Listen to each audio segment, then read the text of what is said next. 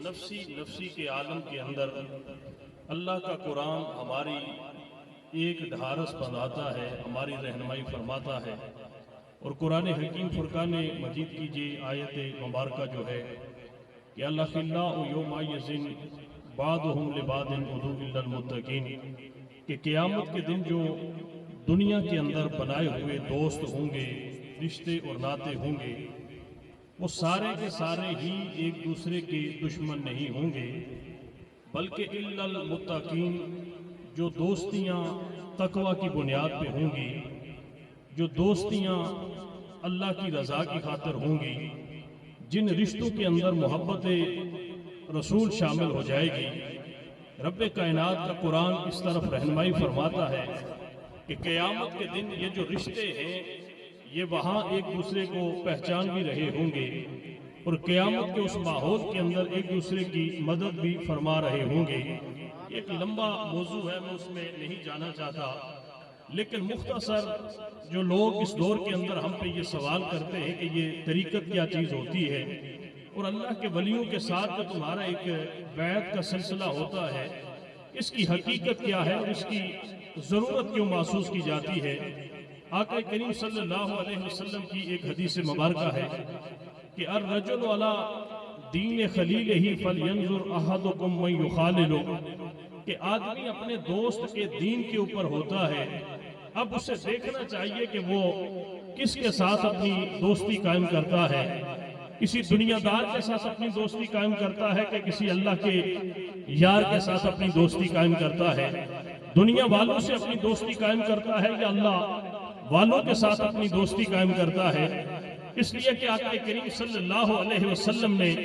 واضح طور پہ ہمیں اس کی تعلیم عطا فرمائی ہے کہ انسان جن مجلسوں کے اندر بیٹھتا ہے،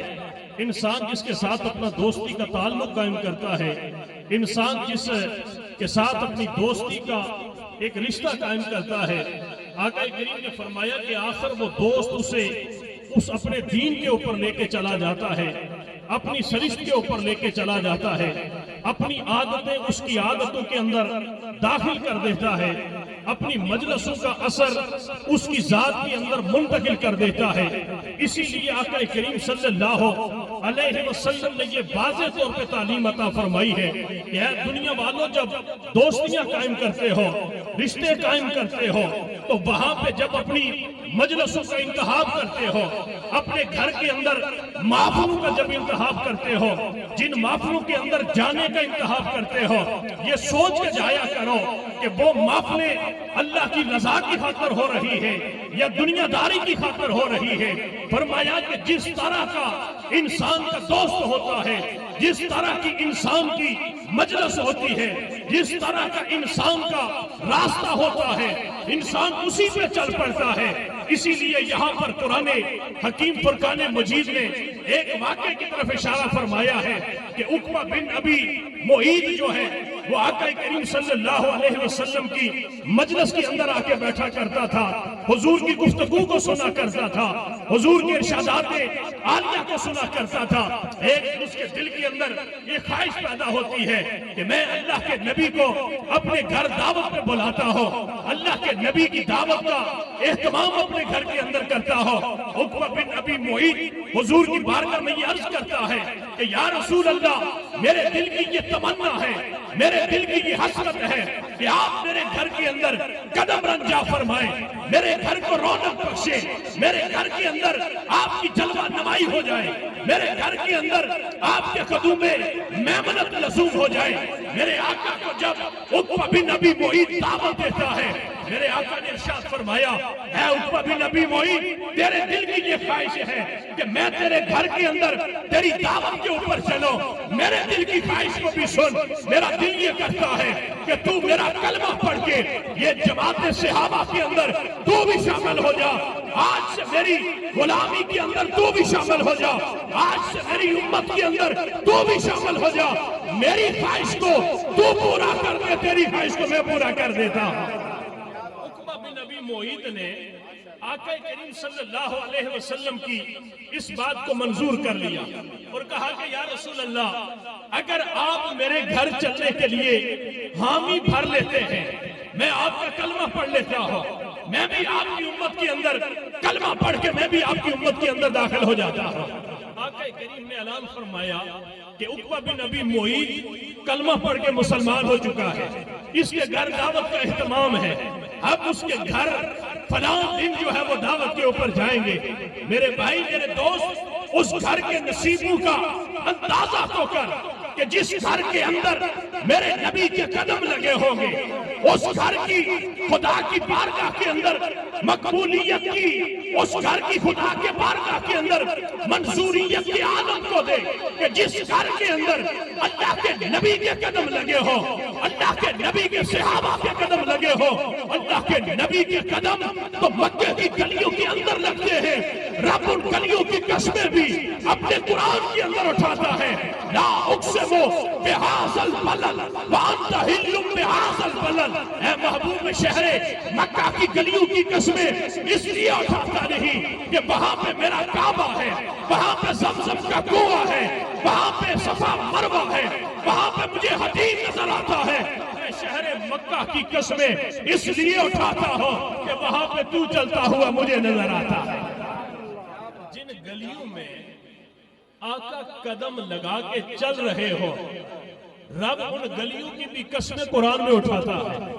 تو جس کے گھر میرے نبی نے دعوت کے اوپر بلانے کے اوپر قدم رکھے ہوں گے، اس گھر کے نصیبوں کا کیا عالم ہوگا۔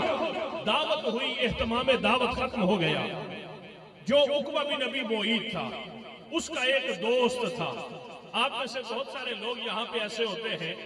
کہ میں جی موڑا شریف کو نہیں جانتا تھا، لیکن فلاں میرا ایک دوست تھا، اس کے ساتھ میں موڑا شریف گیا۔ میں موڑا شریف کو نہیں جانتا تھا، لیکن ہمارے فلاں بزرگ تھے جن کے ساتھ میں موڑا شریف فلاں دور کے اندر گیا۔ آپ میں سے بہت سارے لوگ ایسے ہوں گے جو یہ کہیں گے کہ میرا فلاں رشتہ دار تھا، میں موڑا شریف کے اندر کبھی نہیں گیا تھا، میرا وہ فلاں رشتہ دار مجھے موڑا شریف کے اندر لے کے گیا ہے۔ لوگوں جب نسبتیں قائم ہوتی ہیں تو کڑی سے کڑی ملتی ہے۔ اللہ ہدایت کے لیے بھی بندے پیدا فرما کے رکھے ہوئے ہیں اور شیطانی راستوں پر چلانے والے بھی لوگ موجود ہوتے ہیں۔ اب انتخاب آپ نے کرنا ہے کہ ہدایت کے راستے پہ چلنا ہے یا گمراہی کے راستے پہ چلنا ہے۔ اللہ والوں کی طرف آپ لوگوں نے جانا ہے یا جو لوگ اللہ کے راستے سے بھٹکانے کے اندر لگے ہوتے ہیں، شیطان کے راستوں کی طرف آپ نے چل کے جانا ہے۔ دعوت ختم ہو گئی۔ عقبہ بن ابی معیط کا دوستانہ اور یارانہ تھا امیہ بن خلف کے ساتھ۔ امیہ بن خلف کو جب پتا چلا کہ آج عقبہ بن ابی معیط نے حضور سید دو عالم کی دعوت اپنے گھر میں کی، جب عقبہ بن معیط کے گھر سے حضور تشریف لے کے چلے گئے تو امیہ بن خلف آیا اور کہا کہ اے عقبہ بن ابی معیط، میں اور تو بچپن کے دوست ہیں، میرا اور تیرا بچپن کا ناتا ہے، میرا اور تیرا بچپن کا تعلق ہے، میرا اور تیرا بچپن کا ایک دوسرے کے ساتھ اٹھنا بیٹھنا رہا، میری اور تیری تجارت کے معاملات اکٹھے رہے۔ تو نے یہ کیا کر دیا کہ میرے دشمن کو اپنے گھر کے اندر بلا کے تو نے اس کی دعوت کی ہے، میرے دشمن کو تو نے اپنے گھر کے اندر بلا کے اس کو اتنی زیادہ عزت عطا فرمائی ہے۔ عقبہ بن ابی معیط کو جب اپنے دوست امیہ بن خلف کی یہ بات سنتا ہے تو کہتا ہے نہیں نہیں، وہ میں نے فقط جو ہے اللہ کے نبی سے جو اقرار کیا تھا وہ تو میری خواہش تھی کہ میں انہیں اپنے گھر کے اندر صرف دعوت کے اوپر بلا سکوں، میں تو آج بھی تیرے دین کے اوپر ہوں، جو تیرا دین ہے وہی میرا دین ہے۔ اب جب ان کی آپس میں یہ گفتگو ہو رہی تھی، رب کائنات نے جبریل امین کو بھیج کے کہا کہ جبریل جا اور جا کے یہ قرآن کی آیت بیان فرما دے کہ یوم یعض الظالم علی یدیہ یقول یا لیتنی اتخذت مع الرسول سبیلا۔ میرے بھائی یہ جو میں پڑھ رہا ہوں اللہ کا قرآن پڑھ رہا ہوں، اللہ قرآن کے اندر دو بندوں کی بد نصیبی کو بیان کر رہا ہے، اللہ قرآن کے اندر دو بندوں کی ہرما نصیبی کو بیان کر رہا ہے، اللہ قرآن کے اندر دو بندوں کی بدبختی کو بیان کر رہا ہے، لیکن قرآن کے اندر یہ آیتیں بیان کر کے رب نے قیامت تک آنے والے لوگوں کے لیے راستوں کا تعین فرما دیا اور لوگوں کو دوستی اور یارانے کا بھی کرائیٹیریا بتا دیا۔ اب قرآن کیا فرماتا ہے یوم یعض الظالم، کہ جو ظالم شخص ہوگا علی یدہ، قیامت کے دن اپنے ہاتھ چبا رہا ہوگا. یہ قرآن حکیم کی آیت مبارکہ ہے کہ یوم یعض الظالم علی یدہ، کہ جب قیامت کا دن ہوگا تو جو ظالم شخص ہوگا وہ قیامت کے دن ہرما نصیب بن کے حسرت و یاس کے اندر ڈوبا ہوا اپنی انگلیاں اپنے منہ کے اندر دے کے چبا رہا ہوگا. یقول، اور ساتھ وہ کہہ رہا ہوگا یا لیتنی، ہائے کاش اتخذت مع الرسول سبیلا، دنیا کے اندر میں نے بھی اس راستے کا انتخاب کیا ہوتا جو راستہ مجھے بھی در رسول تک لے کے چلا جاتا. اب ہم یہاں پہ جتنے لوگ بیٹھے ہوئے ہیں، ہمارے بیٹھنے کا کوئی مقصد سوائے اس کے کوئی ہے کہ ہم اللہ کی رضا کی خاطر یہاں پہ بیٹھے ہیں؟ ہمارا یہاں پہ بیٹھنے کا سوائے اس کے کوئی اور مقصد ہے کہ ہم اللہ کے نبی کی محبت کے اندر یہاں پہ بیٹھے ہیں؟ میرے بھائی، یہ راستہ ہے، یہ طریق ہے، یہ منزل نہیں ہے. یہ اللہ کے نبی کی نعتیں پڑھنا، یہ ذکر و اذکار کرنا، اللہ کے ولیوں کے ساتھ اپنا تعلق قائم کرنا، اللہ کے ولیوں کی مجلس کے اندر بیٹھنا، یہ منزل نہیں ہے، یہ طریق ہے، یہ چراغ ہے. اصل منزل یہ ہے کہ ہمیں یہ لوگ، ہمیں یہ ذکر اللہ کے نبی کے اندر تک لے کے جاتا ہے، محبت رسول تک لے کے جاتا ہے. اس کے علاوہ کوئی مقصد ہوتا ہے؟ آپ موڑا شریف جاتے ہیں تو وہاں صرف اس محبت کے اندر موڑا شریف ہی ہوتا ہے، یا آگے پھر موڑا شریف کے بعد یہ سلسلہ در رسول تک تمہیں لے کے جاتا ہے، در رسول سے پھر در خدا تک لے کے جاتا ہے. اللہ کا قرآن جو فرماتا ہے ظالم شخص جو ہوگا وہ کہے گا ہائے کاش دنیا کے اندر میں نے بھی اپنا رشتہ، اپنا تعلق، اپنا دوستی کا کوئی ناطہ ایسے لوگوں کے ساتھ قائم کیا ہوتا جو در رسول تک مجھے بھی لے کے جاتے. اور یا ویلتا، ہائے کاش لیتنی لم اتخذ فلانا خلیلا، فلاں کو میں نے اپنا دنیا میں دوست نہ بنایا ہوتا. یہاں ایک لمبی چوڑی اس پہ گفتگو کی جا سکتی ہے، لیکن میں صرف آخری بات کر کے اجازت چاہوں گا. میرے بھائی، دنیا داروں کی مجلس میں بیٹھنے سے بندہ دنیا دار کو بن سکتا ہے، لیکن دنیا دار ایسا اگر وہ جاگیردار ہے تو جاگیردار کی مجلس کے اندر بیٹھنے والا جاگیردار نہیں بن سکتا. کسی بادشاہ کی مجلس کے اندر بیٹھنے والا بادشاہ نہیں بن سکتا. کسی بہت بڑے سیاستدان کی مجلس کے اندر بیٹھنے والا وہ بہت بڑا سیاستدان نہیں بن جاتا. اگر دنیا کی مجلسوں کے اندر رب نے یہ کمال رکھا ہے تو صرف اپنے نیک بندوں اور اپنے ولیوں کے اندر رکھا ہے کہ دنیا دار بھی آتا ہے، اللہ کے ولیوں کی صحبت میں بیٹھتا ہے، رب اسے بھی ولایت عطا فرما دیتا ہے. امیروں کی مجلس میں بیٹھنے سے بندہ امیر بن جاتا ہے، بادشاہوں کی مجلس میں بندہ بیٹھنے سے بادشاہ بن جاتا ہے، جاگیرداروں کی مجلس میں بیٹھنے سے بندہ جاگیردار بن جاتا ہے. لیکن میں یہ بات دعوے سے کہتا ہوں کہ اللہ کے ولیوں کی صحبت میں بیٹھنے والا بندہ اللہ کے ولی بن جایا کرتا ہے. میں یہاں شیخ سعدی رحمت اللہ تعالی علیہ کی بس ایک بات کر کے اجازت چاہوں گا. آپ فرماتے ہیں ایک دن میں سیر کرتا کرتا ایک باغیچے کے اندر چلا گیا. آپ فرماتے ہیں باغیچے کے اندر بیٹھ کے میں وہاں کی مٹی کورید رہا تھا. مٹی جب کوریدی تو مٹی کے کوریدنے پہ مٹی کے اندر سے خوشبو آنی شروع ہو گئی. آپ یہاں سے نکلے، جس جگہ کا دل کرتا ہے مٹی اٹھائے، مٹی اٹھا کے اسے سونگے. آپ کو مٹی ایسی ہے جو بغیر کسی بو کے نظر آئے گی. مٹی کی اپنی جو ایک خاص خوشبو بے شک ہو سکتی ہے، لیکن مٹی کے اندر ایک مسحور کن قسم کی خوشبو آپ کو نہیں ملے گی. شیخ سعدی رحمت اللہ تعالیٰ علیہ فرماتے ہیں میں مٹی کو جب اٹھا کے سونگا تو میں نے دیکھا کہ اس مٹی سے خوشبو آ رہی تھی. بس میں آخری بات کر کے اجازت چاہوں گا. مٹی کو جب میں نے دیکھا تو مٹی کے اندر سے خوشبو آ رہی تھی. آپ فرماتے ہیں بگفتہ من گلے، میں نے اس مٹی سے یہ سوال کیا کہ اے مٹی تو مٹی ہے، تیری پہچان مٹی ہے، تیری سرشت مٹی ہے، تیری فطرت مٹی ہے، تیرا نہ کوئی اپنا خاص رنگ روپ ہوتا ہے، نہ تیرے اندر اتنا حسن و جمال ہوتا ہے، نہ تیرے اندر یہ جو خوشبو میں تیرے اندر سونگ رہا ہوں، یہ مٹی کے اندر یہ خوشبو پائی تو نہیں جاتی، لیکن یہ جو تیرے اندر سے مجھے خوشبو مل رہی ہے، یہ بتا کہ تیرے اندر یہ خوشبو آئی کہاں سے ہے؟ اس لیے کہ تو مٹی ہے، تیری پہچان مٹی ہے، تیری حیثیت مٹی ہے، تیرا کردار مٹی ہے، تیری فطرت مٹی ہے، تیری بناوٹ مٹی ہے۔ اب رک کے ایک بات کرتا چلا جاؤں، ہم کس چیز کے بنے ہیں؟ ہم بھی مٹی کے بنے ہیں۔ مٹی مٹی ہے، یہ خاکی اپنی فطرت میں نہ نوری ہے نہ ناری ہے، یہ خاکی اپنی فطرت میں نہ نوری ہے نہ ناری ہے۔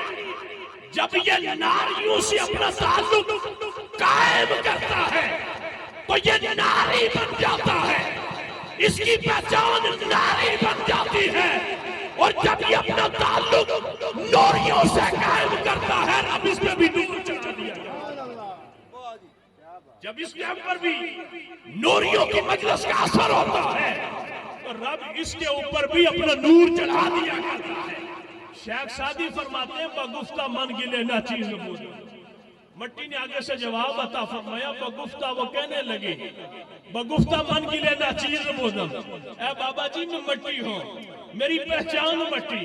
میری سرشت کے اندر خاصیت مٹی کی، بگفتہ من گلے نہ چیز بودم ولیکن مدت بگل نشستم۔ آپ دیکھ رہے ہیں کہ کس قیاری کے اندر میرے ارد گرد یہ جو قیاریاں لگی ہیں، ان قیاریوں کے اندر پھول اگے ہوئے ہیں۔ اے اللہ کے بندے، اے بابا جی، میری پہچان مٹی ہے لیکن مجھے قرب بھی نہ ہے، بگل نشستم، ان پھولوں کے قرب میں رہتی ہوں۔ جمال ہم نشی در من اثر کرد وگرنہ من ہوا کے خاک ہستم۔ میرے ان یاروں نے اپنے قرب میں رہنے کی وجہ سے اپنا اثر مجھ میں کر دیا اور میرے اندر بھی خوشبو نہ ہے۔ اب یار کسی کو بات سمجھ نہ آئی، آج ہم دیکھتے ہیں کہ مرکزی دربار عالیہ موڑا شریف وہ پڑھ رہے تھے نہریہ شریف کے حوالے سے، آج ہم دیکھتے ہیں کہ دربار عالیہ موڑا شریف کا فیضان، آپ لوگوں نے تو چند خانقاہی سلسلوں کے نام سنے ہوں گے، نہریہ شریف، گمگول شریف، دوبان شریف، سالکہ باد شریف، آپ نے تو چند معروف گدیوں کے نام جو ہے وہ سن رکھے ہوں گے۔ میرے بھائی آپ چار دہنگے عالم کے اندر آپ چلے جائیں تو آپ کو پتہ چلے گا کہ واقعہ جب کسی کو ہم نشی کی صحبت مل جاتی ہے تو وہ بابا قاسم صادق موڑوی جب اس کے قرب کے اندر آ کے بندہ بیٹھتا ہے تو پھر اسے خانقاہی سلسلے کا وہ رنگ عطا کرتا ہے کہ وہ بیٹھتا گمگول کے اندر ہے لیکن زندہ پیر گمگولوی سے پہچانا جاتا ہے، وہ آ کے بیٹھتا نہریہ کے اندر ہے لیکن غوث زمان نہریہ بن کے چمکتا ہے، وہ بیٹھتا سالکہ باد کے اندر ہے۔ جب لوگ پوچھتے ہیں بابا جی آپ کا گھر یہاں پہ، آپ کا دیش یہاں پہ، آپ کی برادری یہاں پہ، آپ کا کنبہ یہاں پہ، آپ کے خاندان کے اندر کوئی اس سے پہلے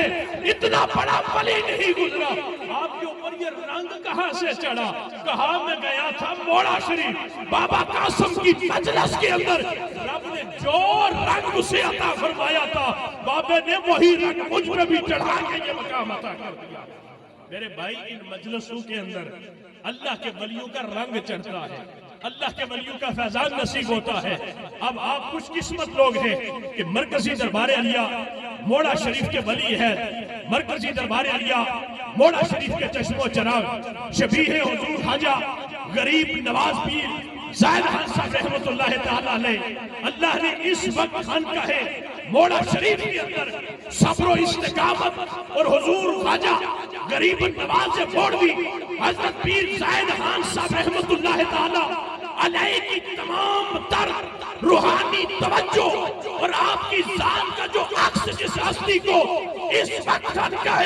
موڑا شریف کے اندر نصیب ہے وہ ہستی پیر احمد فاروق زاہد صاحب اس وقت آپ کے سامنے جلوہ فرما ہے۔